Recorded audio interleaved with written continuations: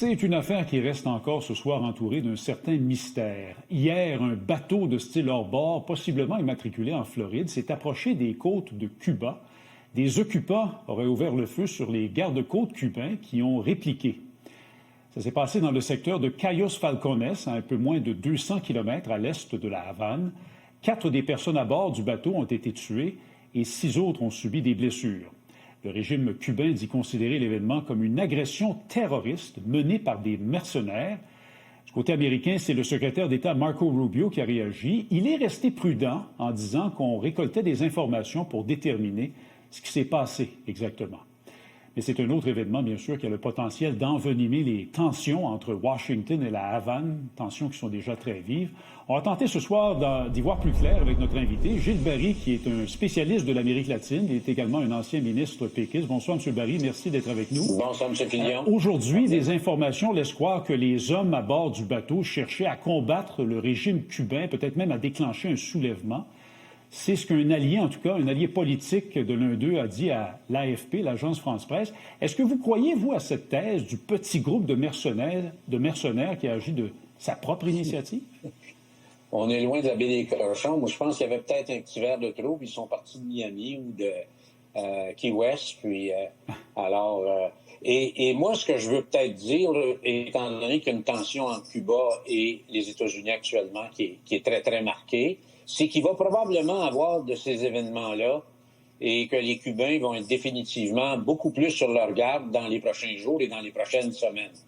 Mais moi, je pense que c'est un escarmouche isolé et les Américains veulent surtout pas, à mes yeux, j'en suis convaincu, qu'il y ait un affrontement direct avec le régime cubain. Il faut se rappeler qu'à Cuba, il y a en place un régime militaire qui est en place depuis 67 ans. Alors, c'est pas facile à changer, c'est pas facile à débarquer. C'est un régime qui est très, très verrouillé. Alors, donc, c'est pour ça puis j'ai eu beau faire la lecture de beaucoup de journaux latino-américains, personne n'en savait plus sur ce cas isolé. Il y a un aspect mystérieux, en effet, qui demeure. Mais selon vous, à la suite de cet événement-là, est-ce que c'est préférable pour les États-Unis de jouer la carte de l'apaisement ou, au contraire, vous attendez à ce qu'ils haussent le ton? Bien, le ton est haussé par toute l'angle du pétrole. Alors là, il y a eu on pense qu'il y a eu, à mes yeux, un allègement des mesures contre Cuba pour le pétrole il y a quelques jours. Mais le problème, je pense qu'on est dans la politique et ses grimaces parce que, encore une fois, c'est un régime militaire. Puis une des conditions, c'est de ne pas envoyer de pétrole à l'armée. Alors que l'armée contrôle à peu près tous les secteurs stratégiques à Cuba. Pensons aux hôpitaux. Pensons aux hôtels. Pensons à toutes les usines de traitement d'eau potable à Cuba. Toute la question de la réfrigération et tout ça. Alors, les militaires sont présents dans tous les secteurs d'activité économique dans le pays. Donc, c'est très difficile d'envoyer du pétrole à tout le monde, sauf aux militaires, parce que tout le monde, dans ce cas-là, ce sont les militaires.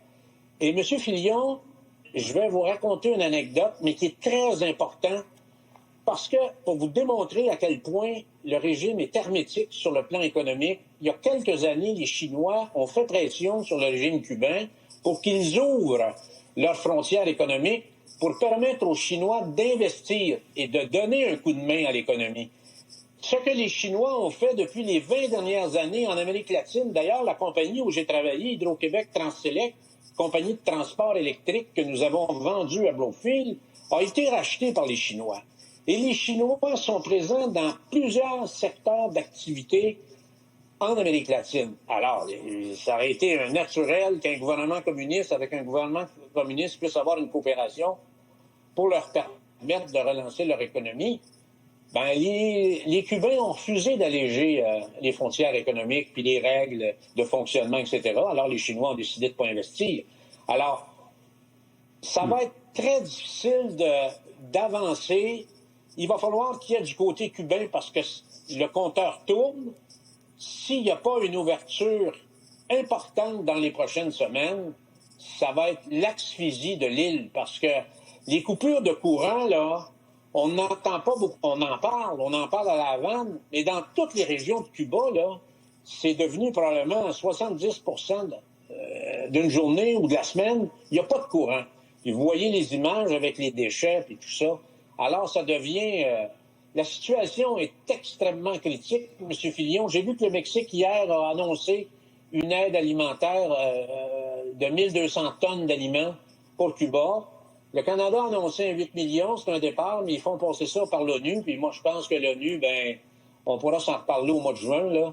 Probablement que l'argent ne sera pas débarqué, ne sera pas destiné auprès des gens parce que c'est une gang de brasseux de papier, puis je suis pas sûr que c'est vraiment le véhicule pour exécuter dans une crise puis une urgence. Des fois, ça prend du temps, effectivement. Il nous reste moins d'une minute, Monsieur Barry. J'aimerais juste vous entendre sur une chose. Vous dites que la situation s'aggrave. On est en mesure d'en témoigner. On a vu les images il y a un instant.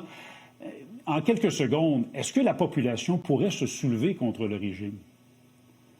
Le régime est très fort. Moi, je vois pas de signaux actuellement à Cuba pour un soulèvement. Et il y a une chose que les Américains ne veulent pas, c'est une guerre civile.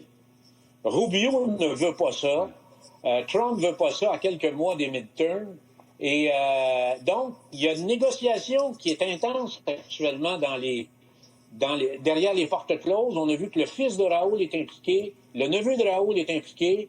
Ils sont en contact avec Marco Rubio. Moi, j'espère que dans quelques semaines, au courant du mois de mars, on pourra arriver avec une solution qui serait le premier point de passage pour redonner de l'oxygène à Cuba. On va voir si ça va se concrétiser. M. Barry, merci beaucoup d'avoir pris le temps de nous parler ce soir. Bonsoir, M. Fillon.